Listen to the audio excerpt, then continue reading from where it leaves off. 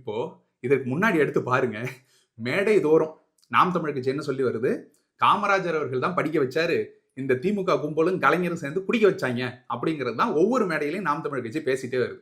அப்ப எல்லாம் இவங்க என்ன தரவு எடுத்து வச்சாங்க? காமராஜர் படிக்க வச்சதை விட நாங்க தான் அதிகமா படிக்க வச்சோம். பெரியார் மட்டும் இல்லைன்னா இங்க எதுவுமே இல்லைன்னு சொல்லிக்கிட்டு இருந்த அத்தனை பேரும் பாரதி பாடுவதே கல்வியில் சிறந்த தமிழ்நாடுன்னு பாடிட்டாரான்னு ஒரு வார்த்தை சொன்ன உடனே காமராஜர் தானுங்க கல்வி கண் திறந்தவர், அவர் தானுங்க நம்மளை படிக்க வச்சவர், அவர் தானுங்கள வந்துட்டு வழிக்கு. அதுக்காக தான் இப்ப நீங்க ஒரு போலி பிம்பத்தை கட்டமைக்கிறீங்கல்ல, இங்க ஈவேரா தான் எல்லாத்தையும் பண்ணாரு, ஈவேரா மட்டும் இல்லைனாக்க ஒண்ணுமே இல்ல, படிப்பே வந்திருக்காது, ஒருத்தனும் வந்துட்டு எல்லாம் முட்டா பயலா இருப்பீங்கன்னு நீங்க சொல்றீங்கல்ல, அந்த பிம்பத்தை உடைப்பதற்கு பாரதி பாடி இருக்கான் பாடுறான்னு ஒரு வார்த்தை சொன்னோன்னே திரும்ப வந்துட்டு இல்ல தமிழன் தான் எங்களை படிக்க வச்சாரு, காமராஜர் தான் படிக்க வச்சாரு, அதை தான் நாங்க சொல்றோம். இந்த கடப்பாரை எடுத்து உடைப்போம்னு அண்ணன் சொன்னது பார்ப்பன கடப்பாருன்னு சொல்லல. நீங்க பேச்ச முழுசா கேளுங்க, அவர் என்ன சொல்லியிருப்பாருங்கிறது. பாரதி என்ற கடப்பாறையை எடுத்து நாங்க இதை உடைப்போம்.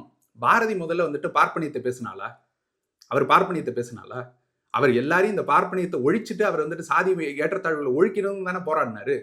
எப்படி நீங்க ராமானுஜரை போட்டுறீங்களோ அதே போலதானே பாரதியும்